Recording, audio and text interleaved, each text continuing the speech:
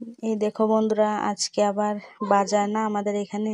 দেখো এই মাছটা এনেছি। এই মাছটা তো আমি নাম জানি, অন্য মাছের নাম না জানলেও লাল কার্পু বলে আমরা। তোমরা কি বলো বলো তো? আজকে কি দিয়ে রানবো এটা তোমরা কমেন্টে জানিও আজকে। তবুও আমি রান্না করে দেখাবো তোমাদের কি দিয়ে রান্না করছি। তারপর আনলো আরো, দেখি কি আনলো।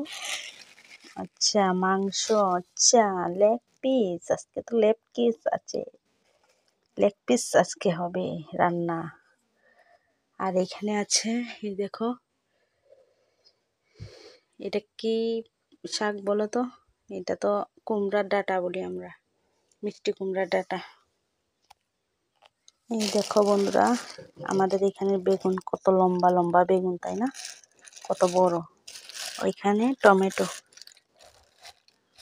আর এখানে কি? আচ্ছা তোমরা কি বলে ফুলটাকে? বক ফুল।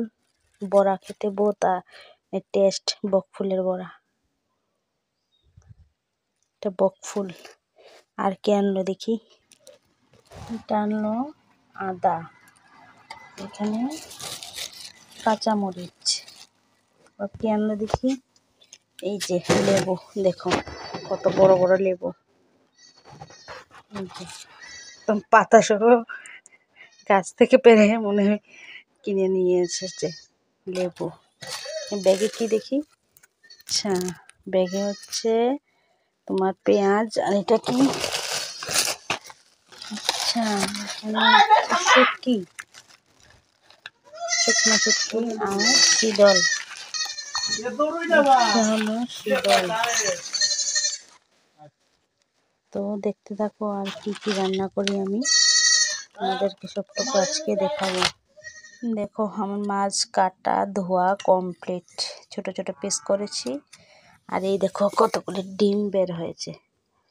এই ডিমগুলোকে পেঁয়াজ দিয়ে, আলু দিয়ে, মরিচ টরিচ দিয়ে বাস ভেজে নেব, ভালো করে ভাজা ভাজা বানাবো। আর এখানে মাংসের পটটা, মানে আমি লেগ পিসটা রেখেছি আর মাংসগুলো টুকরো করেছি। এখানে আলু আর পেঁয়াজ দিলাম আর মশলা দিয়ে তারপর রান্নাটা তোমাদের দেখাবো।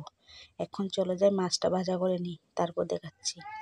তো আমি মাছগুলি ভাজা করে নিলাম, এখন রান্না করব এইগুলা। এই তো আমি সেই মাছের তেলে এখন দিয়ে দেব এইগুলা এইগুলা পেঁয়াজ। আর এইদিকে তোমার টমেটো। আর এখানে ওই ডিমগুলো ছিল না, ডিমগুলোর সাথে এগুলো মরিচ কেটে নিয়েছি, এখন দিয়ে দেব।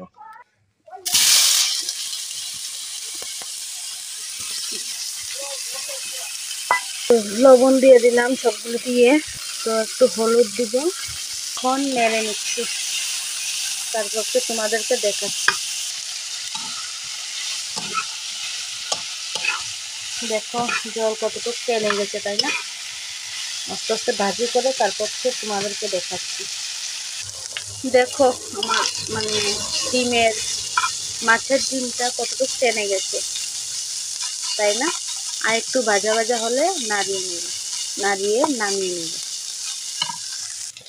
তো আমার দেখো ডিমের ভাজিটা হয়ে গেছে, এখন নামিয়ে নেব।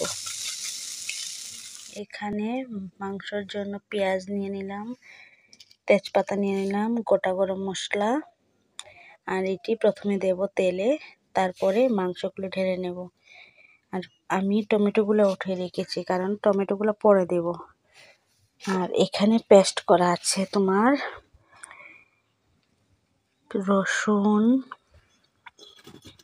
রসুন, পেঁয়াজ, আদা, তারপর সব ধরনের মশলা, গুঁড়ামরিচ, হলুদ, জিরা, ধনিয়া সব কিছু। তো এখন দিয়ে দেব,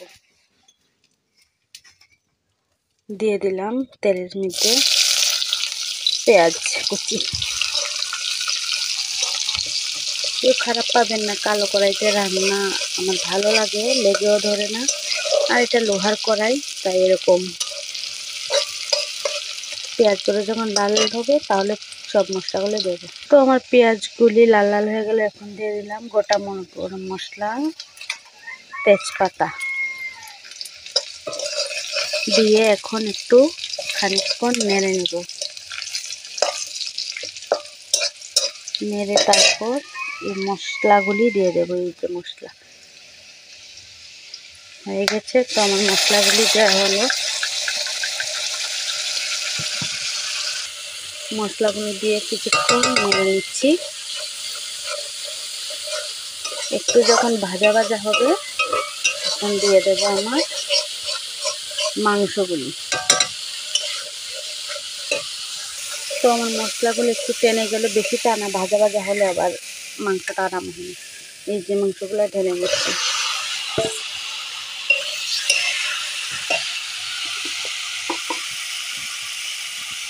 তারপর দিয়ে দেবো পরিমাণ মতো লবণ।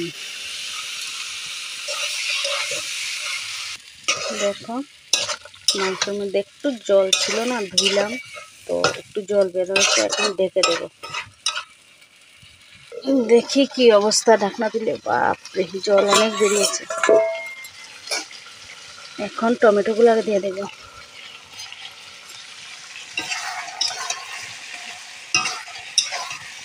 দিয়ে ভালো করে এখন কষিয়ে নেব। আর ঢাকনা দেবো না, কষিয়ে তারপর জল দেবো। তোমরা দেখতে থাকো তারপরে কি করি। দেখো কালারটা কত সুন্দর হয়েছে, তাই না? তখন মাংস কালারটা দেখো অনেকটা টেনে গেছে। এখন একটু জল দিয়ে একটু ঝুল ঝুল বানাবো আজকে। অন্যদিন তো বানাই না, তাই আজকে বানাবো। জাস্ট অল্প দিচ্ছি। দেখো মাংসের কালারটা একদম মশলা কম দিয়ে বানিয়েছি। ধনেপাতা দিয়ে দেবো এখন, কারণ আগে আগে দিলে ফুটলে অনেক টেস্ট হয় খেতে। তো দেখতে থাকো, লাস্ট আমি তোমাদেরকে দেখাচ্ছি আর পরেরটা। দেখো কিভাবে বলকা উঠেছে। বলকাটা মানে জলটা একটু শুকিয়ে গেলে তারপর নামিয়ে নেব।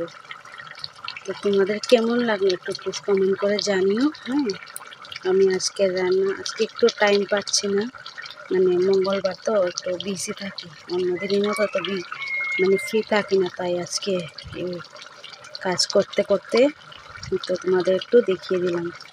তো আমার মাংস রান্না হয়ে গেল। দেখো তো জল শুকিয়ে গেছে, এখন নামিয়ে নেব।